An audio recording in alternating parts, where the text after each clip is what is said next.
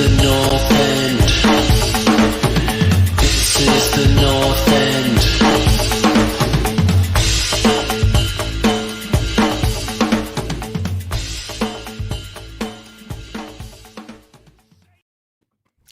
Welcome to the North End Midway Awards ceremony show that we like to do every season. I'm here with Paul, JP, and Connie. Lads, pleasure to see you. Looking forward to chat about the controversial decisions that some of us have made. Luke is not with us today, but we will go over a little bit of his stuff, but not with as much vigor as if he was to defend his silly choices. I'm going to start with say hello to you, Paul. Paul, how are you, sir? Good to see you. Good, man. I have a head cold, but it's not COVID, so that's a relief. Woo! Watch a little Southampton today. Smash up Brentford. That was nice. It was a good game. I just finished watching as well. Oh, the first half was a good game. The second half, I kind of fell asleep a little bit, but I was tired. Good to see you, JP. How are you, man? You all right? I'm good, man. Recovered from COVID, ready to get back to work tomorrow, and just, beautiful 75 degrees outside in California. Got to chuck that in, don't you? Got to take the piss. You know how cold it is in Toronto right now? Today it was minus 18, minus 30 Celsius with the wind chill. Sexy mouth. Have you been outside? Have you been outside today, Brian? No. Why would I go outside? Don't go outside. I was Go outside. It's absolutely ridiculous. I didn't know temperatures got into negatives. It's That's the coldest day probably in a long time in Toronto that we've experienced. This is how bad it is. I went out today and got pants specifically for winter, walking, because I have a husky. I own a husky. For you guys. Do you guys just jam. double up? Do you guys, when you guys are going outside, do you just be like, all right, I got snowboarding pants. That's what I'm wearing today because they're warm. I usually put on long underwear. I long underwear, jogging pants, and then an undershirt, a sweater, and then a no way, Bri. It's not usually this cold. No, when it's this cold. Which is rare. I'd say it's rare. If it's minus 8 or less, I'm doing that. By the way, Brian walks a lot around town. He goes out and it's anyway, on rarely that note, Connie, this if you want to be a prick about it, how are you? It's good to see you, buddy. I'm good, man. Good. United beat Villa yesterday. Hopefully we beat them this weekend, and I'll be feeling even better. Yeah, that's got a bit of a rematch. What's up, Clarky boy? How you doing from Tottenham on tour? Good to see you, buddy. What's up, in the comments.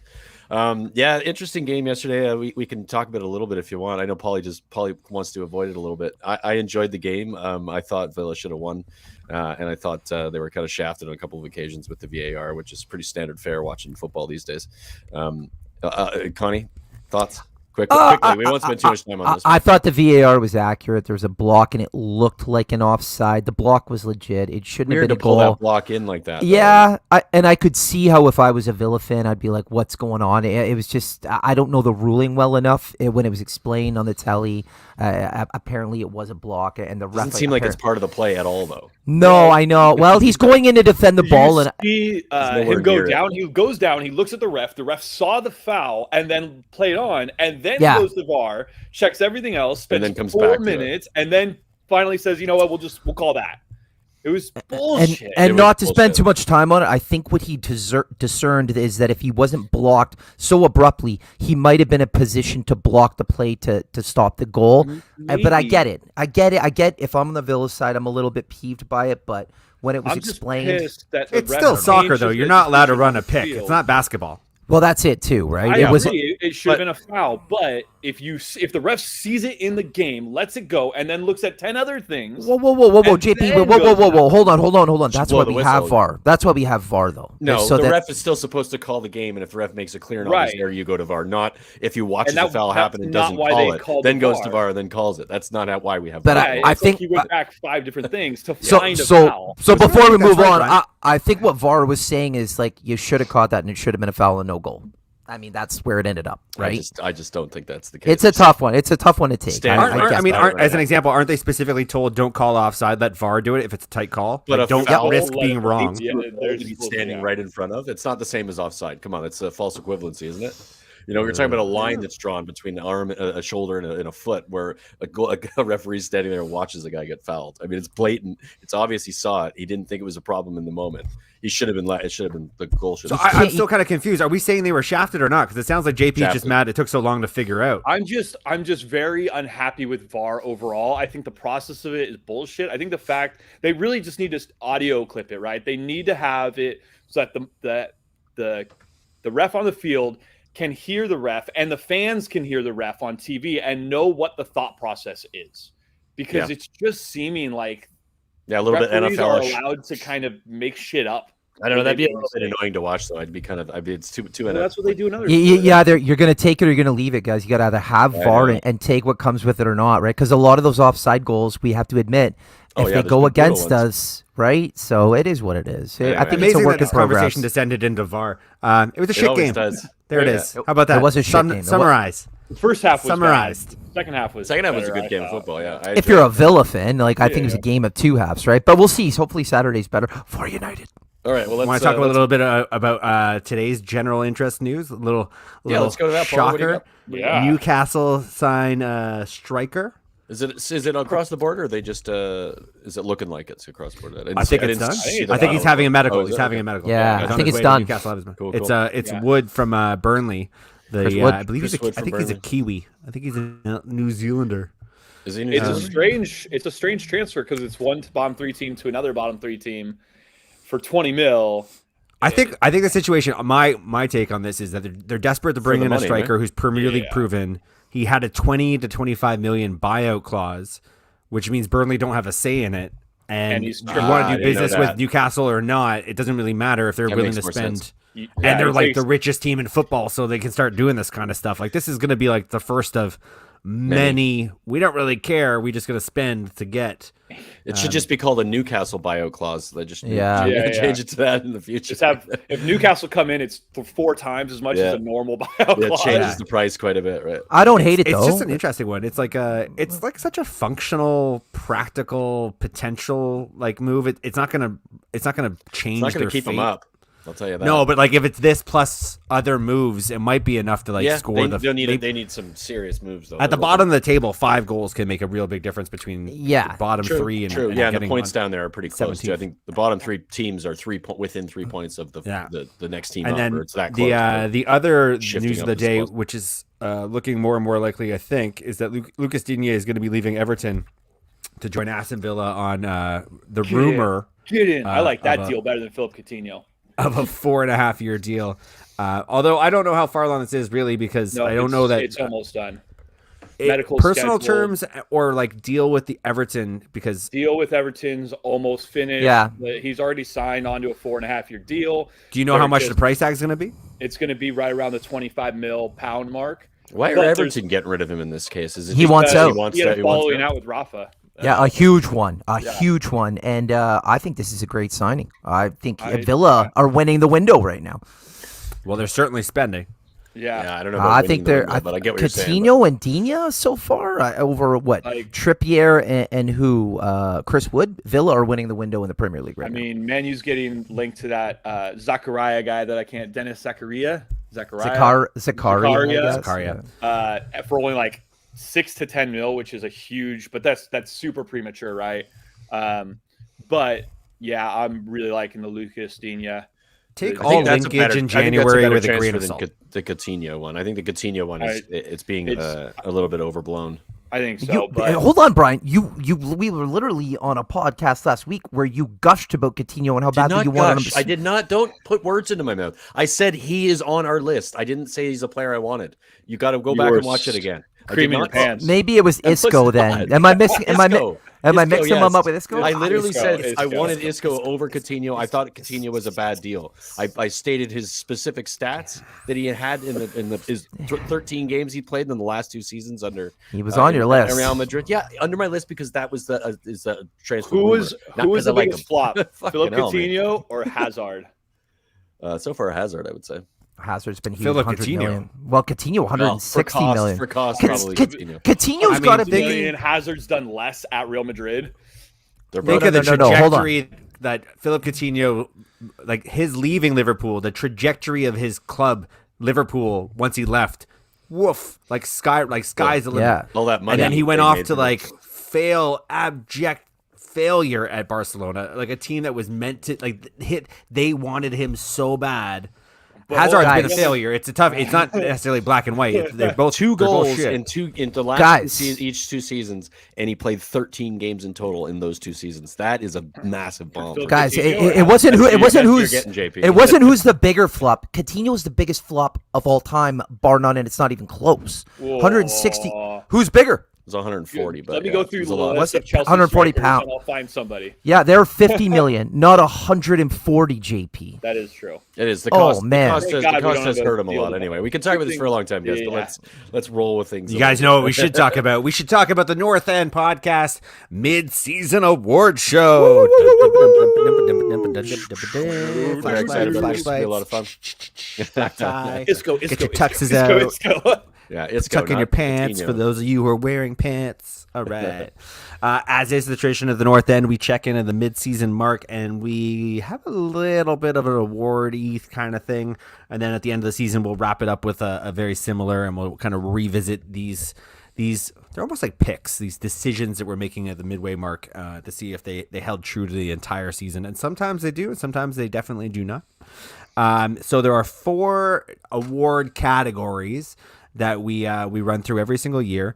The first is the top performer, player or team or manager, someone who is obviously like over everyone else, the top performer.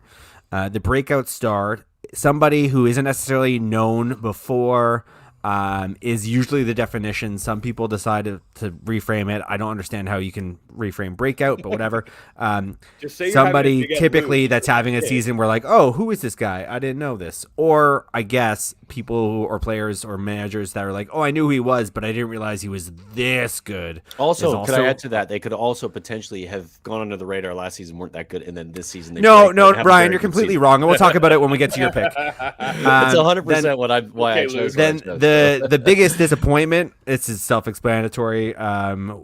We would like to call it the shit the bed award, but for legal reasons we're not allowed to because the AMA Porn Awards have that award category trademarked, so we're not allowed. And then the did not see this coming, which again, because the AMA Porn Awards, we can't legal dispute with that award category as well. Are you The calling did not see it this coming. AVN?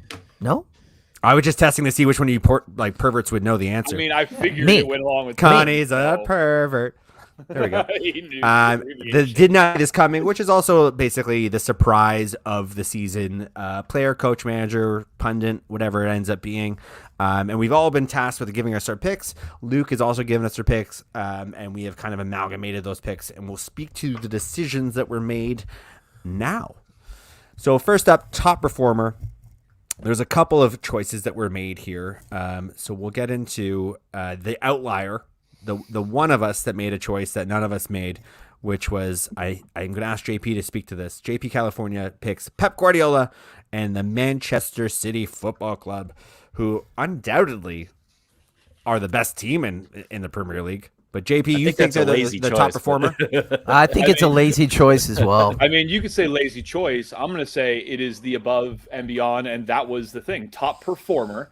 You guys didn't say a player, so I went with the manager, Pep Guardiola, Man City, and they are destroying still without having a striker, spending $100 million on Jack Grealish, who I think most people would agree has not hit the heights he should have for the amount that it was spent on him, and is literally just reinventing the wheel for soccer pretty much on his own. This guy is incredible. We call it football here, by the way, JP. If you want No, don't be racist, dude. This is a cultural thing. We call it soccer.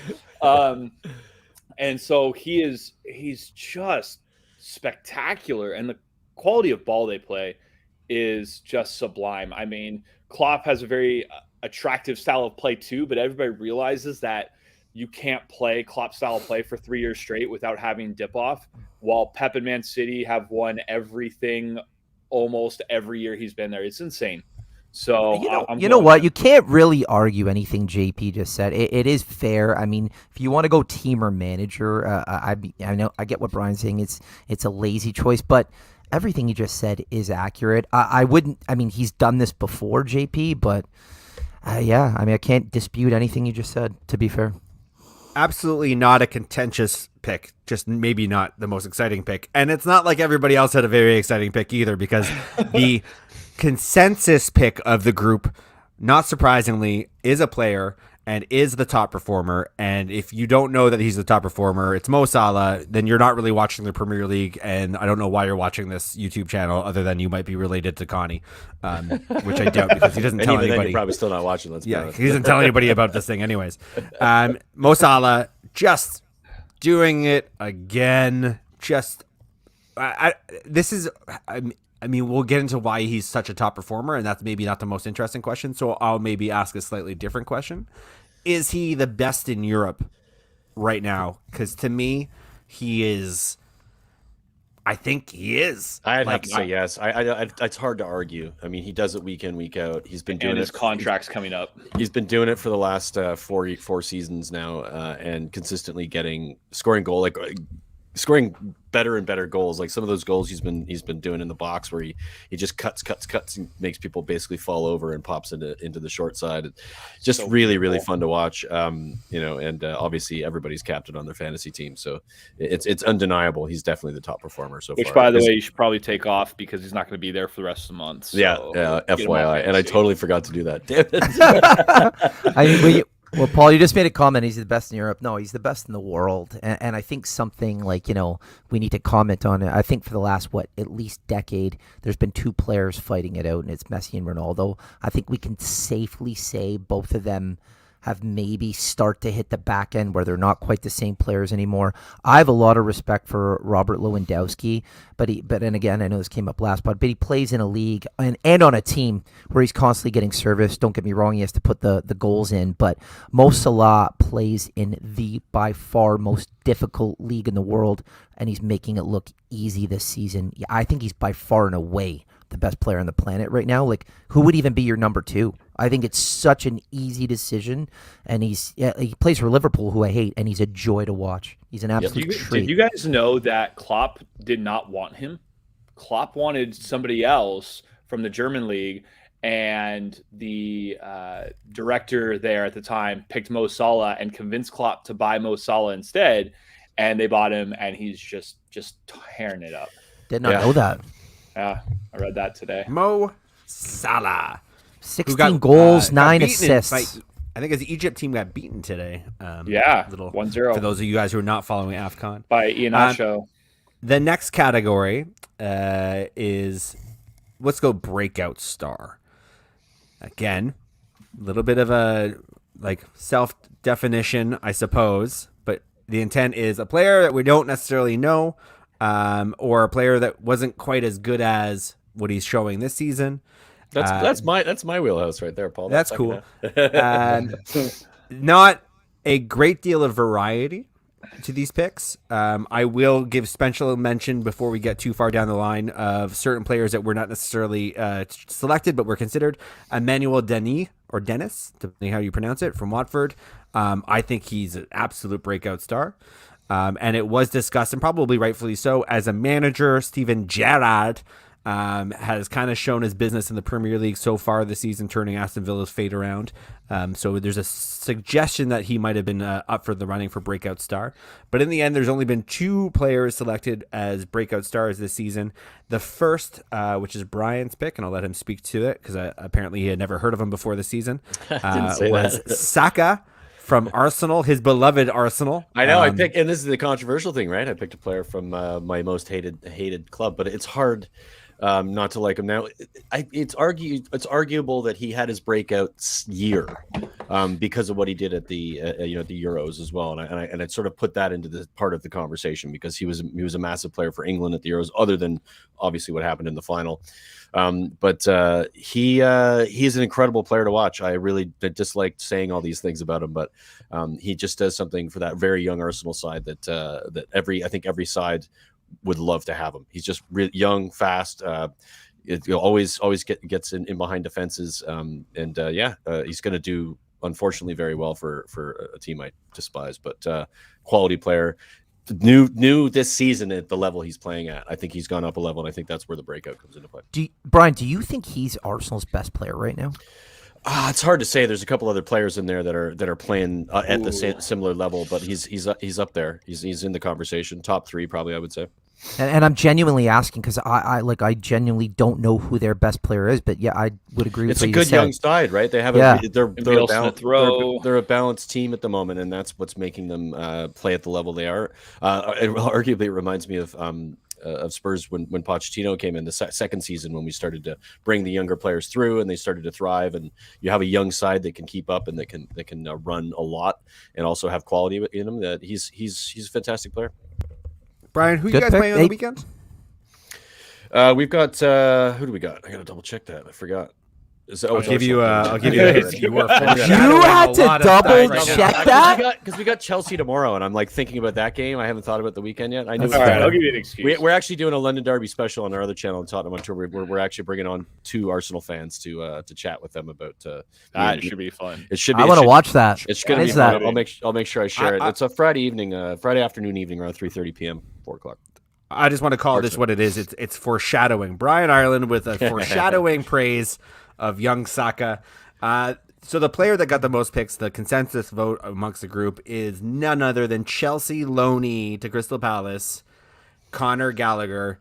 What a man. If you knew who he was before, you must have been I would have picked him, a by Chelsea the way, fan. had he not have been already picked. I was trying to not pick the same players, so that was That's fair. That's fair. Conor Gallagher, just I mean, the sky's the limit for this young man. Still question marks whether or not he's going to be able to make the Chelsea lineup because their midfield is so strong. And God knows loaning players out doesn't necessarily turn into players turning into Chelsea players for that organization. But can this guy do anything that others in the midfield right now can't do? He just seems to have all of it. Yeah, he makes this Palace side a much better team than they are, and maybe that's where my vote for anyway, one of my later votes, which we'll get to, is maybe he's spoiling that vote a little bit, because not spoiling, but he's making that vote easier to make. But Gallagher's just been unreal. Every time you watch him play, just running that midfield, his energy levels are so high, incredible. He reminds me of Stevie G or Frank Lampard.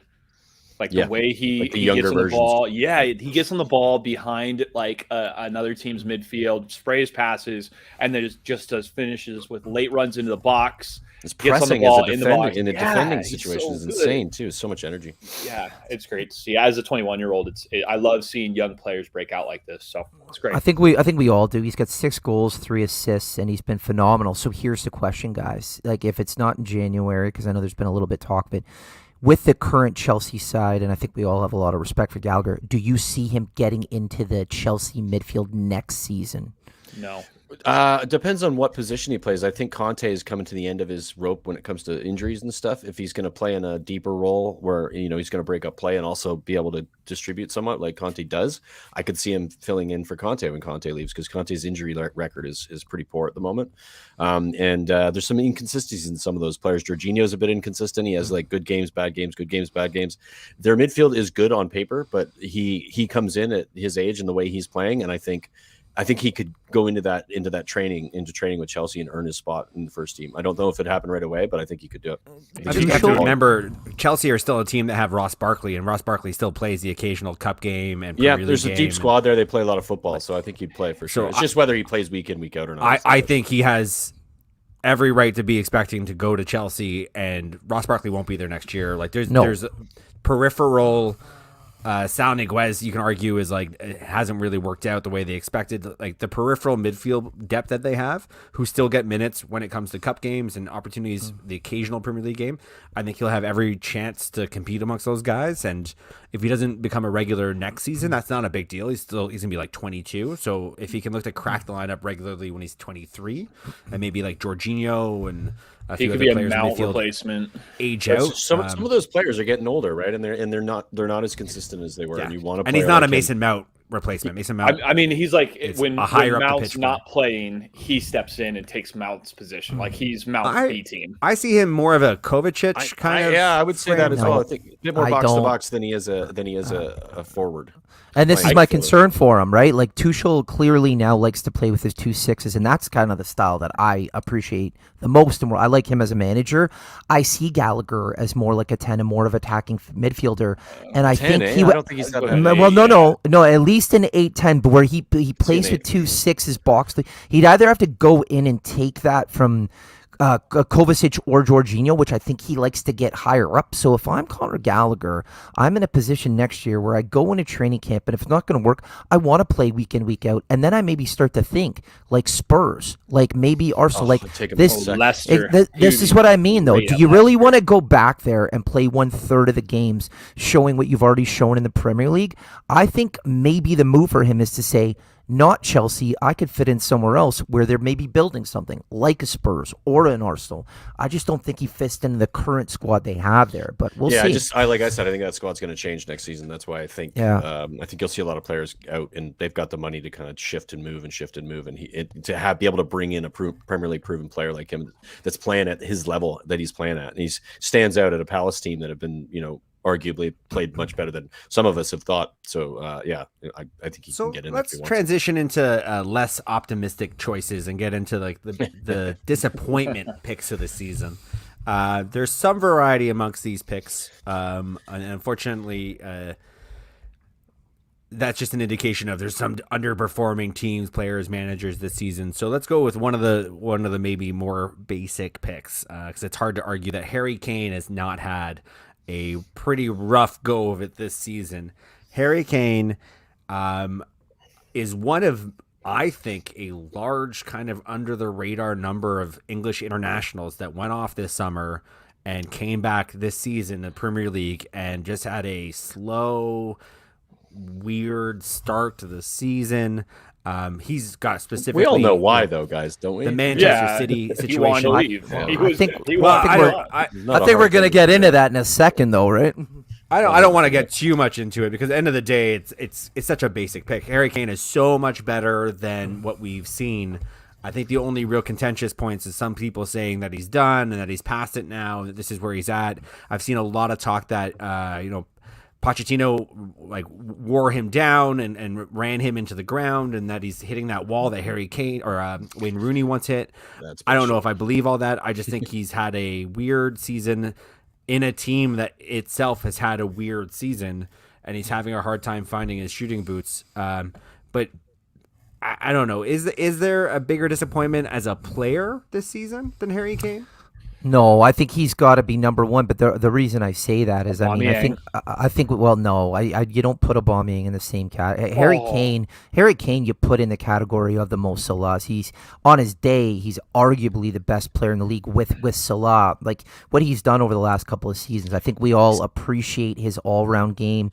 He can be goal scorer. He can be deep lying playmaker. He's just an incredible footballer. And he's also started to score goals again, guys. Yeah, he's gotten past playing games. But let's talk about it though. It's halfway through the season. We are there. It's January, and he's got 4 goals and 1 assist in the Premier League. And this is a guy much lower than what he had last year. For sure. Well, it's not even that. I mean, if you were a betting man and you didn't have all the off the field kind of theatrics, you would just put your money on Harry Kane scoring the most goals in the Premier League to start a season. 15 plus goals. Well, that's a lot, and that'd be good. But he's just been that guy for so many years. So when you see the return that he's had, it's an easy pick. Like you could look at some other players. I think from a halfway through the season pick, I agree 100%. He is probably one of the most disappointing. But if you've watched the last few games he's played, and under Conte in particular, he's back to sort of from an attitude perspective and style perspective, playing the way we know how he plays. He's got like 18 goals in all competitions this season. So like he's not scoring in the Premier League. That was a big issue specifically to the way we were playing,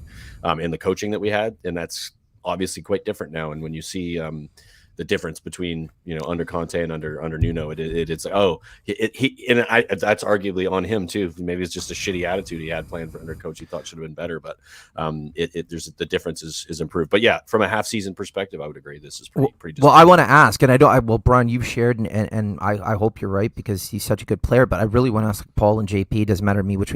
Do you think Kane comes good or turns it around in the second half? Paul, maybe start with you. No, I think he's done. I think he's a terrible player now. Oh man, he was distracted. That's definitely going to be a thing. I highlight the fact that other English players have had a hard time this season. Yeah, it's because definitely been across the board, isn't it? He's been distracted, but whatever that English wall that they hit is, it applies to so many English players this season that I just don't know what it is, but it's another unspoken reason of why he might be underperforming. I think Harry Kane has got 3 or 4 more seasons ahead of him in the Premier League where he gets 20 goals a season easy. If I could just quickly add to that, particularly if he goes to Man City, but Italy, who are barely like struggling to get into the World Cup after they just won the Euros, so maybe there's the amount of football and getting to the final. Yeah, that's a good show. You know, that could be sort of part of the quality that we're seeing from those players, and it could be, or it could be like I often feel like they strive so hard to get into that tournament that when that tournament's done, it's almost like a hangover. You crash, yeah, for sure. Like hard to focus again on the week to week job of representing your club and doing it all over again, trying to justify your selection again another 2 years from now. So for me, Harry Kane, undoubtedly very disappointing season, but it's because his standard is so very high. That's why the distinction between, or the difference between his standard and where he's at now makes this a fairly straightforward disappointment pick. JP, you on board with all of that? Anything now? Pretty much. I just think I don't think he's going to get anywhere near the numbers he normally gets. If he can get in the last 20 games of the season, if he can get 10 goals, finish out about 15 goal tally, that's super low for him. But that's a big turnaround compared to the first half of this season, and it'll help Tottenham go a long way. A goal every other game is still a really good statistic for any player in the EPL. So, I mean, I feel like if he just turns his head around instead of looking towards the stars where he used to be up at and just makes some gains, I think it'll help Tottenham quite a bit, and he'll get right back on track. We also have a lot lot of other problems in our squad too. So it's not just so let's get into what was essentially the consensus pick, and it's kind of a combination. I don't think you can really separate the two picks from each other, but it is Everton and Rafa Benitez, who we can't forget, not that long ago, spent a ton of money and built this team and brought in Rafa. And Rafa has had reasons to be underperforming, but this has got to be a huge disappointment for the Toffees. This is a team that I think should have been fighting for top 6, top 4, maybe even at this point. Probably should have been around top 4 and then fallen away because they don't have the depth. And I would have thought that would have been an acceptable expectation at this point of the season. But they are mid-table. I think that depth hurt them early, Paul. That they had all those injuries real early, and that kind of messed with their. They got hit. Normally, it'd be a little later in the season, right? They're in 15th with 1 win in the last 5 games. Brutal.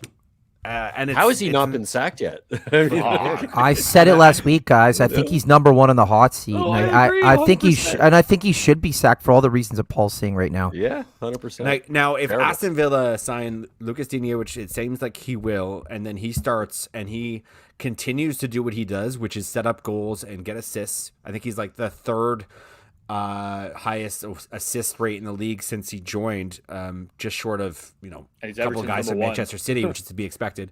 If he goes off to Aston Villa and tears it up, I don't know how the board look at Rafa and say we chose you over this guy, and like you're done. Like I think it just has to be a you're done situation. I am a little surprised that he's still hanging on right now. I think it just comes down to a lot of it is like so many teams have already done this and did it earlier in the season, and there's not a lot available from a management perspective at this point. Who do you bring into Everton at the moment? This is a manager who obviously, arguably, he's past it, and it's pretty obvious that that's the case. The last few jobs he's had, could be. It's hard to get rid of him because he has done what he's done, but he hasn't done anything in a long time. So you kind of flip flop probably back and forth. And who do we bring in? Who's willing to come into this team after the last couple of managers who both were sort of on the end of their cycles have not performed. So and there might be a case to be said that Everton might actually be doing the right thing. They might actually have a very good handle on how injured their team has been and what the real expectations of performance actually look like. Which is true. With the players that they have available. They might just be going, well, we get how he's not executing the vision because XYZ, one of the leaders in the room got arrested in the summer. Like there's just a lot of things that have happened to this team that the hole is deep. And maybe they're just in the hole with him and not feeling like... Which is fair as well. I think that's a good point, Paul. Is it fair or is it a maybe? I can see your point on that, Paul, but that's also what I would say, making excuses for him. From what I've read up a little bit on Rafa, is he seems to be very close to that old school Mourinho-esque player, and that's what happened with Digne, where he was like, you're going to play this way. And he's like, no, I've been playing this way for the last little while and getting goals and assists. It's his way or no way, and I don't think he's an arm around the shoulder guy. So it's either you old school play for him or you don't like him and you hate him and you want out. And I don't know, and I think I'm aging myself now.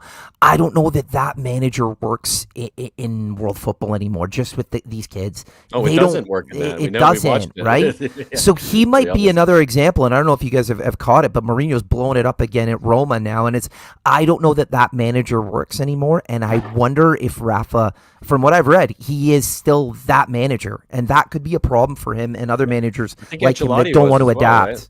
Well, right? No, apparently he's a player's manager and will pull aside and talk, and apparently he's really good at that. But Rafa is like, this is what you're going to do. This is what I want. That's it. That's all. No discussion. Well, so who knows? The last two managers for them, well, I guess Ancelotti sort of worked. They were better with him than they are under Rafa. So I do gotta let's transition from this kind of downer subject. Sorry, JP had something he wanted to add. Right? I know.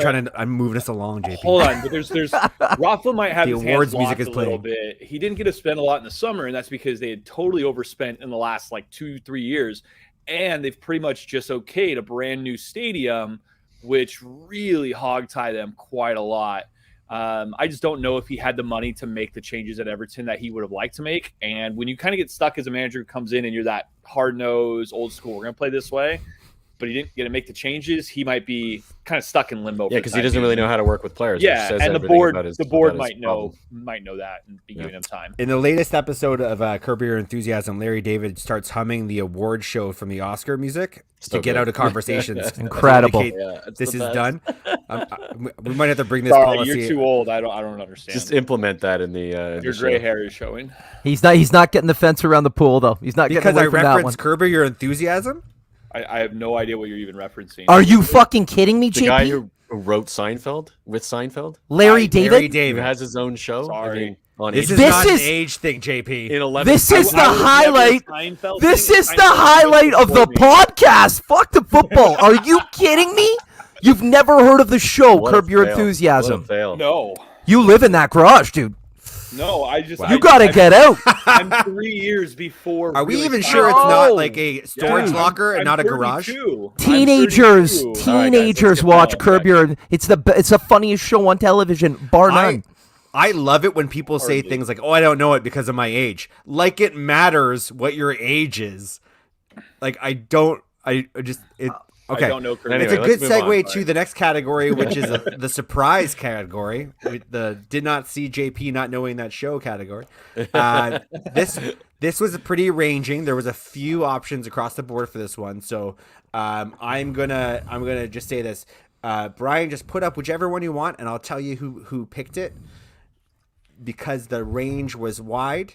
There you go. Connie, you were one of a couple people that picked Brighton FC as the surprise of the season up to this point. I did see this. What's up with by that? the way. Just saying. I just think they've been playing great. I think there's a little bit of a dip, but it's that whole thing where they've got a couple of games in hand where I think if they do win them, they'd be sitting in that 5th, 6th spot, which I just didn't see, right? Like something about the Premier League that I really enjoy as much as it frustrates me as a United fan in the last 4 to 5 years, like the Tottenham Hotspur, Leicester, that the whole top 4 has merged into a top 6 and a top 8 so Brighton to be doing as well as they're doing. In many cases, people would consider them to be a well bottom half, if not even relegation. I think what they did last year and then to continue to do it and get better this year, scoring goals for large parts of the season, being in the top 4, at some points top 3. They're just great to watch. I think they play well. Very impressed with their manager, their structure, their work rate. I just think they've been awesome, and it's been a surprise, and it's been a really nice surprise. Yeah, I mean, I was saying it last year. The thing they were missing is goal scoring. They were much better than where they finished in the league, and I got made fun of by a lot of Spurs fans for suggesting that their manager should be our manager. It's a funny one. They look better. They look more organized than they did last year, and they're starting to score goals. Not as much. It's still something they struggle with. They'd probably be higher up on the league had they had like a proper striker that they could afford to spend a bit of money on. But a great play, really fun football to watch. Great wing backs, really fast, really good, quick one-touch football. It's a joy, and Potter's done a wonderful job. To be in the top 10 and to have as many draws as they've had is a surprise. It's pretty crazy. It's kind of nuts. I think we're all fans of Brighton. I think we all say not a team our teams play them. We're not looking forward to that game. We all think they're we got well him. coached. We got him in We're all the fans. FA Cup, so I'm a little nervous about that now. I'm That'd actually be a little exciting. shocked. I thought they had more wins. I'm just now. No, it's checking out mostly their- draws, it's- man. It's No, six, their draws six are like- wins, 9 draws, and 4 losses. That's Yeah. still A really lot of respectable. draws, yeah. Yeah. And Four- can I only just 4 losses is impressive. can I ask Yeah. a question? Like, how come they're not linked with more strikers? Because I agree They with don't have Brian. money. Like, they've Spend- scored more. spending. They're in the Wage bill. Premier League. Yeah, They but don't Premier spend League. that much It money. doesn't matter. Different teams don't have the same type of money to buy that type of Yeah. striker. Neil Mopé is, you're going to go sideways for the type of strikers you're going to be able to get, the amount of money they can spend. It's just the nature of the situation. Every team in the Premier League, because of the TV money, and I mean everyone, unless they have massive debt, can afford a 20 to 30 million pound striker. Yeah, which every is what single Neil one. Mopé would go for. They But need they a don't 50 think so? necessarily want to buy Yeah. that player in the January transfer window because there's That no is- value in January. But they didn't in the summer either. Like, Oh, if that's they a Lucas Digne. if they continue to play as well as they have, like they gotta invest in a striker in the summer to keep this up. Yeah, and I'd keep agree. They players. bought a winger in the summer who's been very good.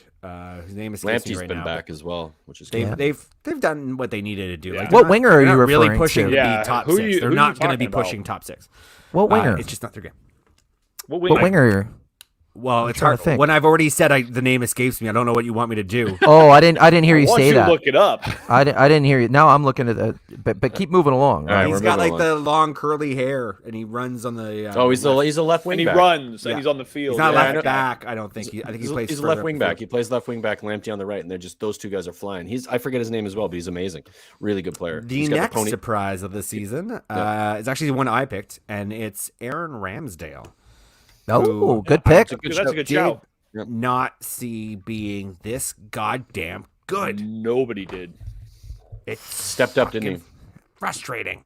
Can I Yeah. tell you guys? I'm going to So admit good. something right now. I have this guy in my fantasy team, but he doesn't play for me. I have him as my backup, and I have Ederson from Man City, and I think I'm a Get complete rid of moron. him. Yeah, and why I do you need to spend so get. much on your money keeper, him? man. Yeah, Well, what the no, hell? Brian. In fairness, I got him cheap, but then he's been playing well. So I'm just like, I'm at the point now where I'm like, Ederson does get me a lot of points, but I'm like, do I just cut Ederson loose and Yeah, go with same right Ramsdale? there. Put That's- money I'm- in the rest of your squad. Yeah, That's for sure. what I think. That's the plan coming. I've just been waiting for it to Check. fall off with Ramsdale, and it hasn't. He's been great.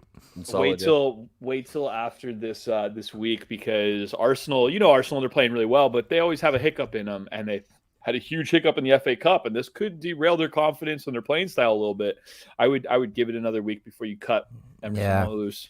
Well, Ederson's automatic, right? Like at least like the shutouts are coming. I don't know. Yeah. Ramsdale's got more points though. I think so. We'll see. Great pick though, Paul. Yeah, it's a good shout for sure. And the last pick, I believe, if I'm remembering, it is the order last pick, you're correctly.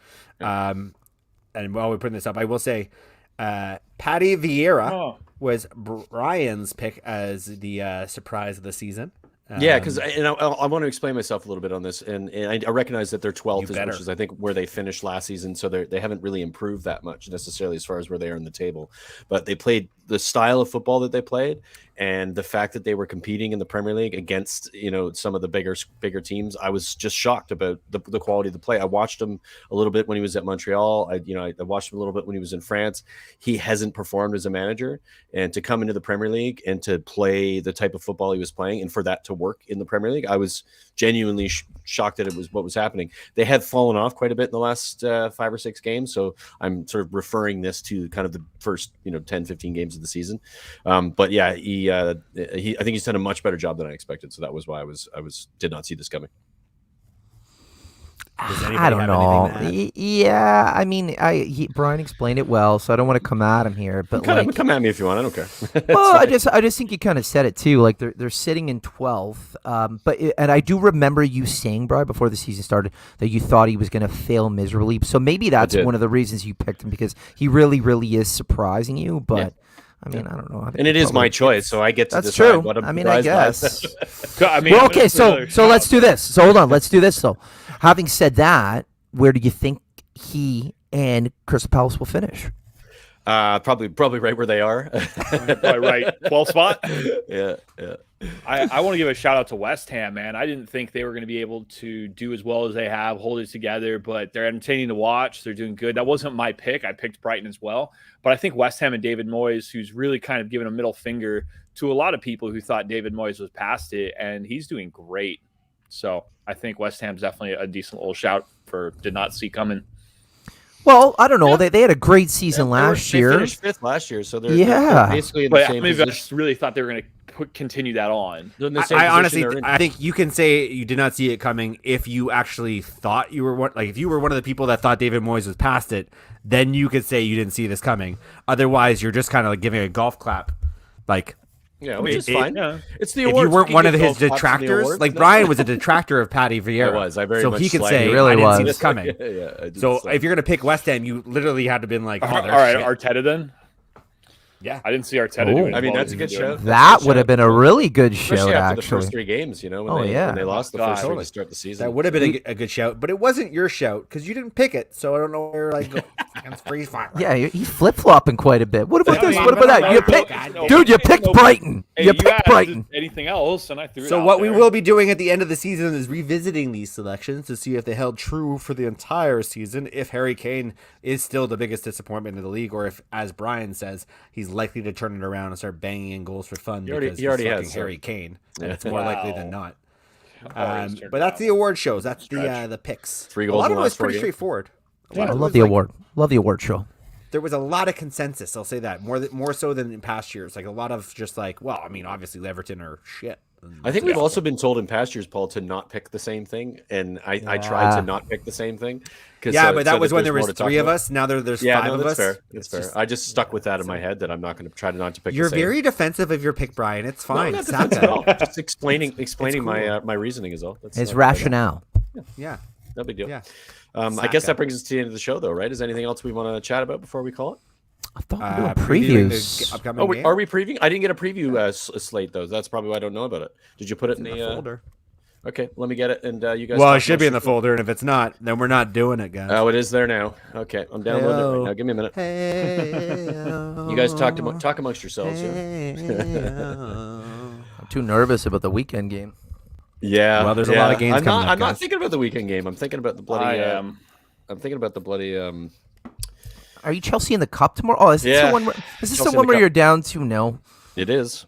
It is. Yeah, I don't know. So we can start talking about the upcoming weeks, guys. I don't buddy. actually need the graphics here. So the upcoming talking weeks, about it, I'll bring 'em up as we some games that are going to be exciting to watch is, in fact, the question mark of Chelsea and Man City. Can Chelsea slow the juggernaut Ooh. down? We're going to find that out. Liverpool have been a bit decimated by both injuries and the African Cup of Nations. So we're going to And find out what COVID. that looks like in the Premier League because we haven't seen that yet. So that's going to be a telling game. And then there is obviously a huge game that some of us might have temporarily forgotten about, but then remembered. Arsenal and the Tottenham Hotspur reignite a long-standing feud of sexual tension. I mean, hatred. And Could be then- both. Could be both. And then the overall theme of what we're going to be seeing is huge fixture pile up because it's going to be a double game week, which means more midweek games on top of the midweek games that we're experiencing right now. So certain teams like our Man United, as an example, and I believe Aston Villa as well, are going to be really put to task on how much of a workload they can handle. No, 1 game for Villa. Just the one game? Just the 1 game. Oh, so just the one loss then. Okay, that's good. Whoa. Oh, I think we back to got that. Do Bitch. we want to? We'll wait till we come up to that game. So first game of the week will happen on a Friday. It's a big cautionary tale for all of you fantasy football folks Should be a out good there. game. Friday, get your team. Was in. today's game a replay then of a? Yes, it that's was why. from So it didn't. game I week didn't screw 18. up my fantasy yet. Thank you for Yeah. No, do that. but some people would have had players play twice this week because of that That's game. Did you guys hear some of the discussion about replaying these fixtures that were canceled? Some of the managers are speaking out and saying, you know what, if you buy a player in January and this is a reschedule, you should not Shouldn't be be able allowed to to play use them. that player. I agree. They should be. I tied. kind of like that. Yeah, I think they agree. should be tied. I League can't tied say or whatever you against call it. Yeah, you shouldn't be able to play. But hold on a second. I don't want to be that guy right now, but like the next week's game week in fantasy, there's no double games. There's a lot of double games. Game week 22, who's playing twice? I don't know why you're not seeing it, but there are 8 teams playing twice. In fantasy, it doesn't say that. It just says. It 100% does. I All might right, need guys, to look let's closer. let's roll on with some actual content here, not you guys bickering. about I don't know what something you're that- talking about, Dave. Check it again, man. Game put week this in 22, nobody plays twice. Dave, do you see the graphic in front of you? Yes. I screenshot it straight from the fantasy site. I'm looking at it right now, man. Okay, Well, guys, let's move on. Look at the screen in front of you. Ridiculous. Let's move on. You look like a penis with a Brighton head. Crystal Palace on Friday. Brighton hosts Crystal Palace, and I don't know, guys. This Crystal I think Palace this could be team a good game. are crumbling a little bit, and Brighton are looking like more dangerous now than they have since I started following the Seagulls. I think this is probably going to be a straightforward win for Brighton. I'm not loving the form of Crystal Palace lately. I don't think they're particularly good on the road. I think Brighton have a lot of confidence. I can see this being a 1-0. Yeah, it's got 1-0 written all over it, but Crystal Palace have shown us that they can show up some weeks when you don't expect them to. The question is this going to be one of those weeks? Is Zaha going to have a meltdown again, or is he going to actually try to Yeah. just play some football and stop being a whiny prick? But it does have 1-0 Brighton kind of tattooed I would on it a agree. little bit, right? Yeah, see. I agree. I will point out that Eze is back from injury, has played a few minutes to kind of get bedded back in, and he is, I think, a big addition to that Crystal Palace squad. But that's the only real thing that I can see as being something that might change their form. I do not believe our friend Wilfred Zaha will be available for this game because I think you'll actually find he's off in Africa. Oh, right. Of course, he's He AFCON, switched. sorry. That's right. Which is another. I mean, he is a miss, whether you think he's a whiny bitch or not. Maybe he is they'll a play miss. better without him. Man, he is a whiny bitch. Who does he represent again for an He AFCON? went Ivory Coast. That's Yeah, right. he Côte switched after d'Ivoire. being in England. Yeah. So yeah, I don't know. Should be an entertaining game. I like Friday games myself. It's a good way to start the weekend. The next game is one of those ones where I just wish it was a little bit later in the day. It's just too early for me. I don't like it. Manchester City hosts Chelsea in a game that if anybody's going to do anything to slow these fuckers down, it's going to have to start with this game and this fixture. Chelsea have Tottenham tomorrow, so they have a midweek game against a rival with a comfortable lead, it has to be said, but a rival. So we don't know what kind of condition they're going to be in. The added element of playing midweek games also means added opportunity for COVID exposure. So, I mean, we're hoping that they're going to be fully fit and firing because I think they kind of need to be against Man City. But for me, I don't like Chelsea's chances. I haven't been overly awed with what I've seen of them lately. And I think the situation with their left back and right back, They're going to get spanked. Is the end of it for them. So yeah, I can see this being more than comfortable for Man City. If City win this, is the title race over? I think we said it last week that it was. I think But do we it's think already this is over, but I think separates? it's Liverpool that have a better chance than Chelsea. Exactly. And a couple of things, though, because number one, we haven't even mentioned it. This is a repeat of the Champions League final in which Chelsea won. But for me, Paul nailed it. Those two missing wingbacks, Tuchel and Chelsea can't play the game they like to play against Man City, and I think that's going to be the problem. We do have to call out they put in a phenomenal shift against Liverpool, coming back and getting a point in a 2-2 game. But guys, we've said it week in, week out, City are just playing flawless football.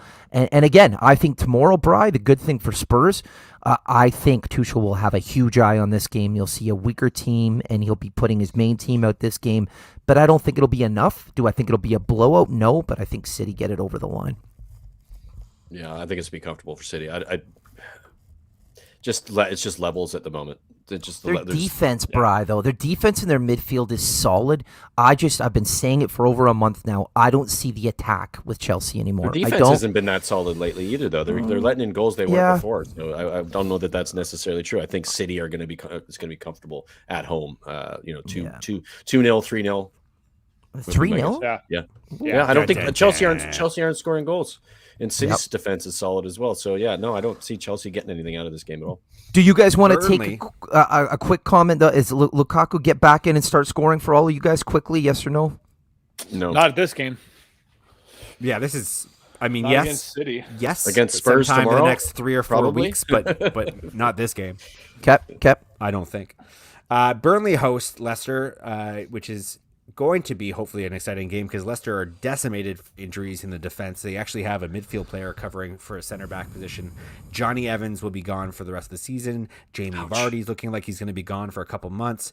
And yet they seem to be carrying on because they have a lot of young players like Barnes and Jamie Madison, who we talked about. Where he goes, the team goes. When he's in form, the team is in form. He seems to be in form. Whereas Burnley are not great. Wood is their and just sold Chris Wood. Yep, their goal Chris scorer, Wood, who is one of their more reliable attackers. Cornwall, I want to say. I'm probably getting his name wrong. They have a guy who's in the African Cup of Nations as well, who's their second leading goal scorer. So I don't know where the goals are going to come from. But they are, and this is where it gets interesting. Burnley are a big body, throw the ball in the box team. We all know this. Yep. The new information is that Leicester are shit at defending the ball in the box from set plays, big body, goals, headers. They allow a lot of them. So this is where the matchup will be interesting. The open counter attack of Leicester against the big body, ugly, throw the ball in the box style of Burnley. These two teams match up very well against each other in that way. It's why the first match was 2-2. So I think Leicester probably on paper have the right to expect to win this game. But I think we're going to be seeing a lot of goals in this, and I think it's going to be fun and kind of fugly a little bit. It just depends on what Leicester players are available, though. They haven't played a Premier League game for so long. If you look at their line, Leicester had a Watford. They've hosted Watford and had a cup game, and I think that's probably a good indication of what we'll see. But their lineup in that game was so interesting, though. But I mean, like that lineup for me, I'm looking at it, should be enough to get a win here. When I think of Burnley, I think of Chris Wood as their outlet. He's now gone. Watching them against United a couple weeks ago, they're terrible. Burnley are terrible. I like Leicester to get something out of this game. I think Burnley are really bad. You guys, Wood Burnley maybe making his debut at Newcastle October. as Newcastle host Watford. Watford, who are just. I mean, you want to like these guys. Claudio Ranieri's got them playing pretty well, but they're just not good. They're Dennis not good. is other than Dennis, like who scores for them, and you said Wood plays. Newcastle just a crap. Though, Yeah, to be honest. Does Trippier debut this game as well? I think he's eligible to play. Certainly, He's already debuted. He's already played for them. Yeah, Has he? I didn't know that. He played in a cup game when they got knocked out. They lost 1-0 to. So this is the Great Escape starts with Watford. It has to be for Newcastle. They need to get points off of somebody else that they can drag into relegation position with a win over them. This is why they have to mark this on the calendar. Hosting Watford for them is 100% a must win if they're going to get out of the relegation zone.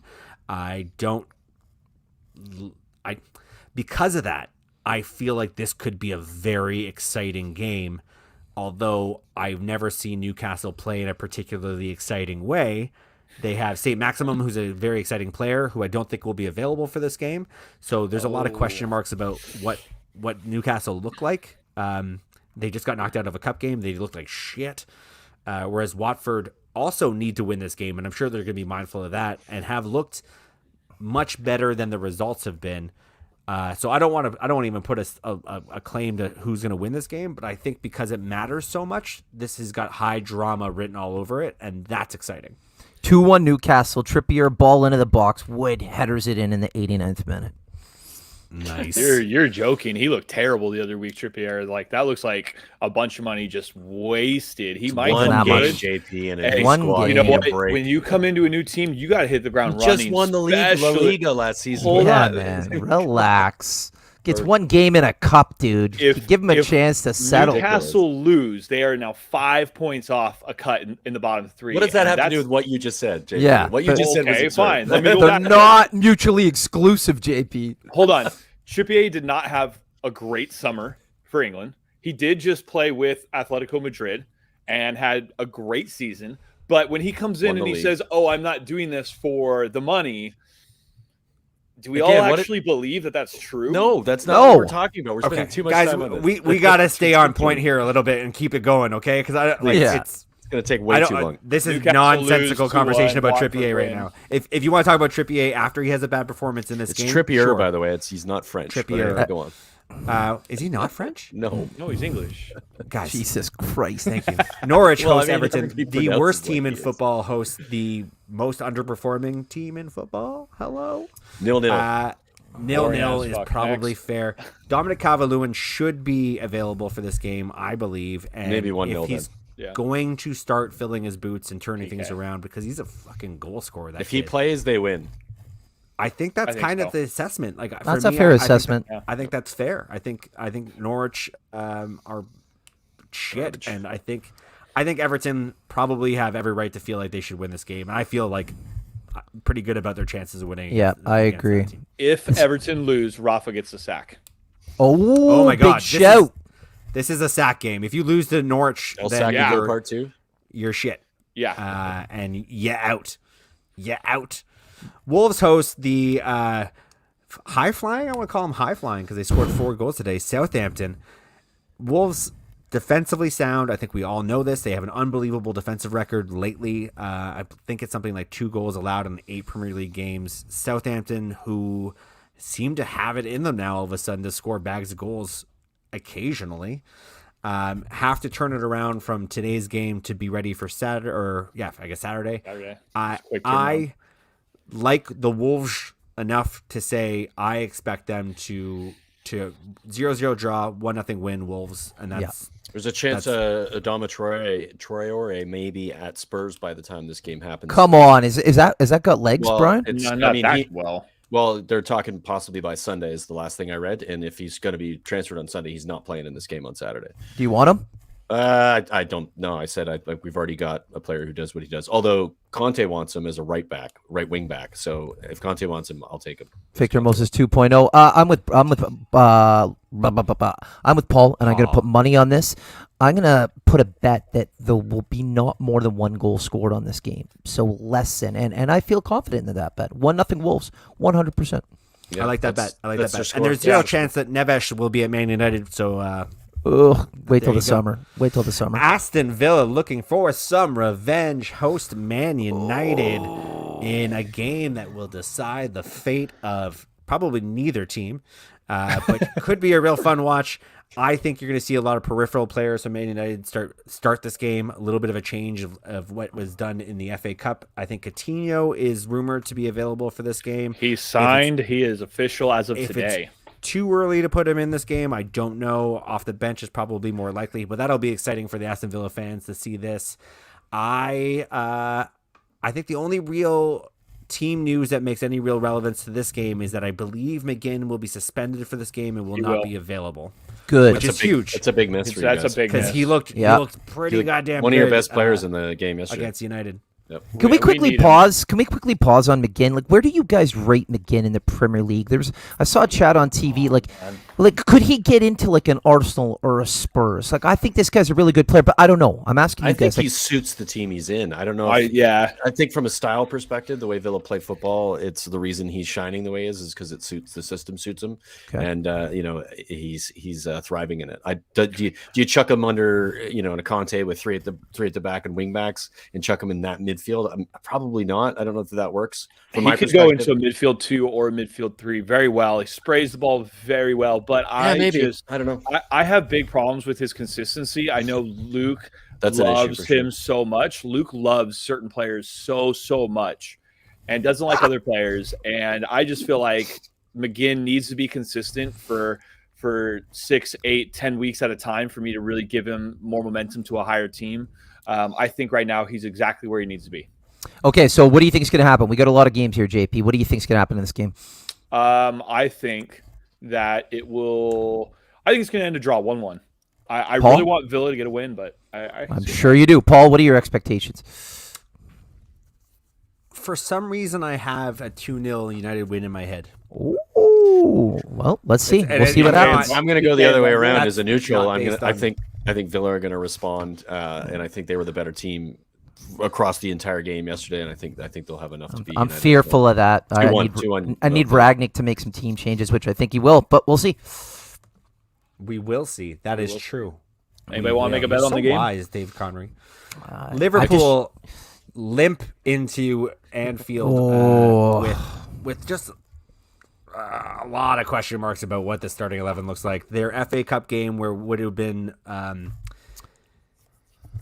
maybe our first opportunity to see what they look like with the African Cup of Nations players gone ended up being a play all the kids game. So I don't know how much we really learned from that. Saving them all for this game, possibly. The question mark of what they do against Brentford, who just got pounded today by Southampton, is still up in the air. Brentford are a good team. I think they got embarrassed today by Southampton. I think they will look to play on the counter against Liverpool. They, with a weakened Liverpool team, and they are very much so, two of their best players are gone. I think Brentford have a chance here, but it will be more about Brentford capitalizing on the weakened Liverpool lineup. And it's not like a 1, 2, 3 kind of weakness. Like, they're significantly weaker. Can I just say all this because I think it's worth watching. I don't think it's going to be a foregone conclusion that Liverpool win this game. Liverpool have Arsenal on Thursday in the League Cup as well, which is not been mentioned here. So they have to go into the weekend with another game in between with potentially more injuries and other issues. The last time they played each other, it ended 3-3, and that's when Liverpool had a full squad. So that would say that Brentford kind of know how to play against them. You could say it was fluke, but I'm with Paul. Given the players missing, I think it just makes this game significantly more interesting to watch. Yeah, I'd agree. It's just a little tricky because looks like a fun game. Hate Liverpool, but the further they start going down the table, the higher and farther Man City get from everybody else. And nobody wants that. No. The league's over, man. It's done already. I know the league's over. I just don't want it to be like a complete like Bayern Munich situation where how many years now have Man City won the league at the last 10? We're getting to that point where at a certain we're already point, there. They're a dynasty. The EPL needs to say, okay, like, are we going to make changes, or are we just going to let a team dominate everybody because their squad is worth $1.5 billion? Like, well, they did. They let another team have more money. Yeah, Newcastle came in. JP, you know what rich people like more than anything? Money. Yeah. Money. Speaking of money, West Ham and their bubbles host Leeds. Struggling Leeds. Okay, can I ask you a question quickly? West Ham, the first game they met each other this season. I do not think Leeds have yet turned a corner. They're starting to play better. West Ham had a little bit of a mini blip in form. They seem to have gotten past that. I think this is just going to be a madcapped, open-ended, exciting game of football. Watch for sure. I think Antonio bags a goal or two. I like Bowen to score a goal against Leeds here. I do not think it's going to be a clean sheet for either team. I think Rafinha is going to be well rested and hungry. So this is an exciting game that I really want to watch. But I feel pretty comfortable saying I think West Ham should win this. I see like 4-1 here, and just like I think Bowen has been super excited for West Ham. Antonio's scoring again. I see them. Like, is 4-1 a thrashing? Because I see West Ham putting at least 3 or 4 past Leeds. Just Leeds can't defend. They can create some offense, but it's that Bielsa ball. It's wide open, and West Ham will play into that. They have a lot of nice offense, good transition. I see goals here coming for West Ham anyway.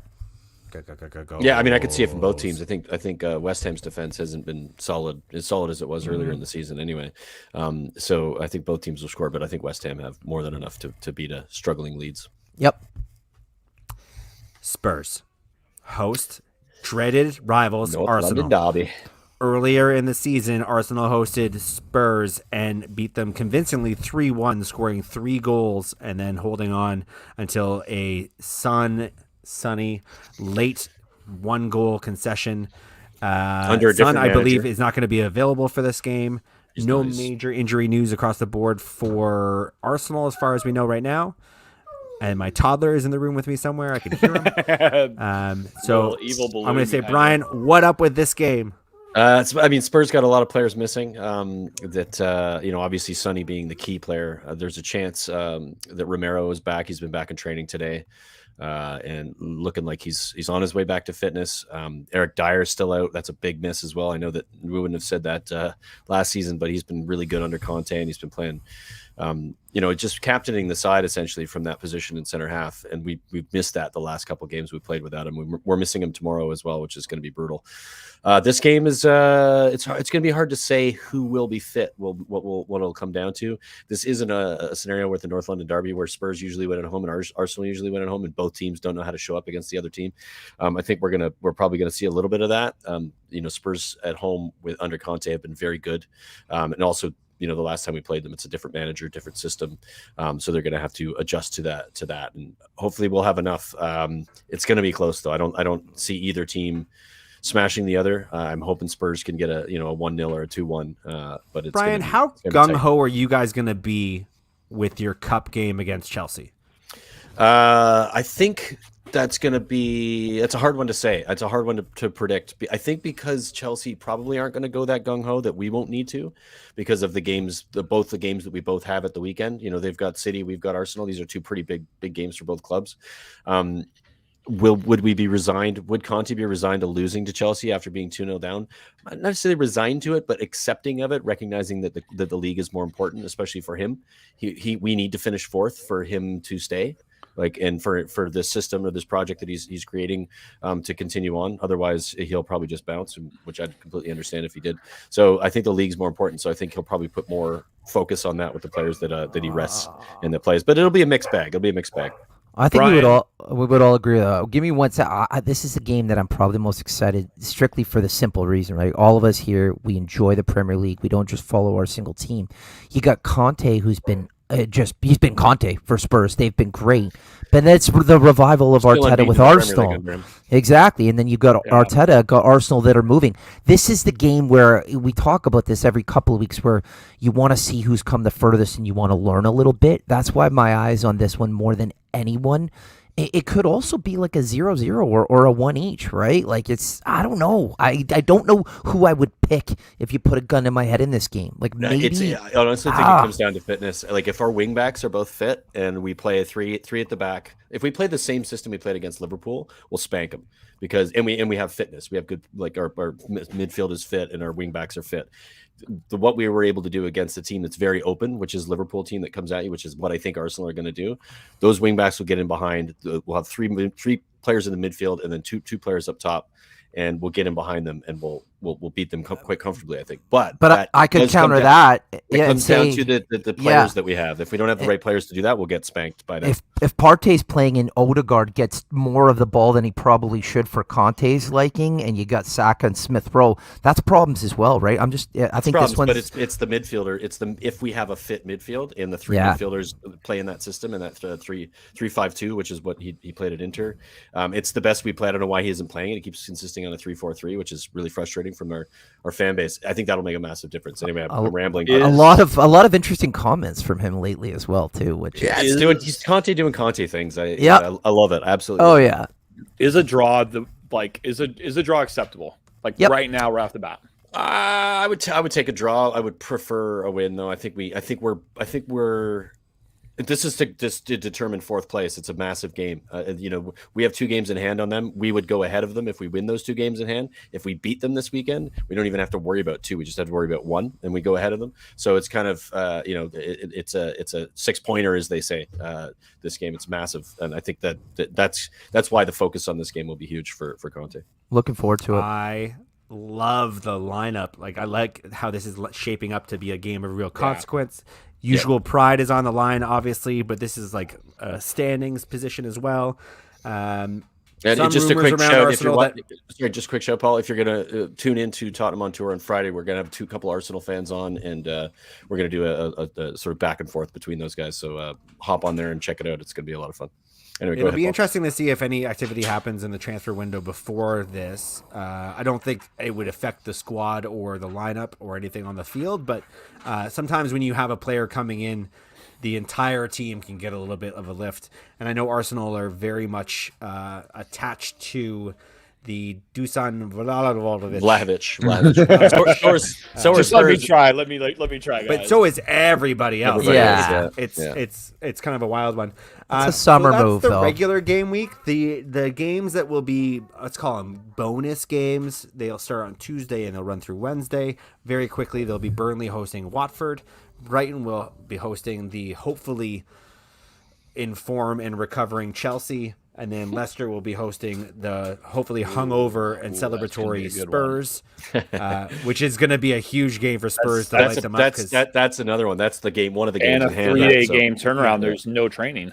Yeah. And then Brentford, who I hope are really licking their wounds from being smashed a couple times, host Man United, who I hope are not feeling overly taxed by their second game against Aston Villa in a span of a week and a half. We're getting our December and January, lads. Yeah, no kidding. It's kind of later. Christmas came late. Christmas came late. Yeah, exactly. It is a lot of thanks, COVID. Yeah, and that's it. That's the previews, boys and girls. Hey, Brian, quick question for you and for our listeners. Are you going to be doing a quick summary podcast of the Spurs Arsenal game? We will be doing a pre and post game on the other channel. I will be doing on this channel just a sort of 5 things, or what did we learn from. So yeah, you'll get a bit of that on both channels. Awesome. Make sure you guys check that out. Yep. And like and subscribe. Yeah. Like every time you subscribe, an angel gets its wings. People know this. Smash that button down below. I drink 1 beer for every subscribe. There you go. Oh man, we're gonna get. I'm on the wagon, boys. I don't know if you've noticed the no drinks in D hand. Are you doing dry January? What's going on? I'm doing dry as long as I can be dry for. Basically. Ooh, look at you, Brian Ireland. I'm doing same thing. I'm gonna go for as long as I can, and then as soon as it stops being fun, I'm out. Yeah, I mean, I'm gonna still try to push through that a couple of times and see how long I can go, because I think it's time to take a wee break. If you guys all subscribe, also we make this promise. Dave will find the girliest, smallest can of beer and sip it as slowly as possible. I will on camera. Yeah, while we berate him for not chugging. Wearing a tutu and a princess hat. What if I can't chug, but what if I finished 4 or 5 during a pod? Is that interesting at all, or no? No, not at all. No, okay. Because by the time you finish our show isn't 5 hours long, man. Yeah. You're never gonna get through them. Just for Paul, don't hit the end broadcast button when we do the ending here. This button. Everybody, thanks for watching. Looking forward to seeing you next time. We're going to do some reviews of all these shows, and we'll probably be, I don't know what day we're going to do it, because we got to figure that out with all the Tuesday, Wednesday games and whatnot. But we'll see you then. Have a good one. Cheers. Ciao. Bye.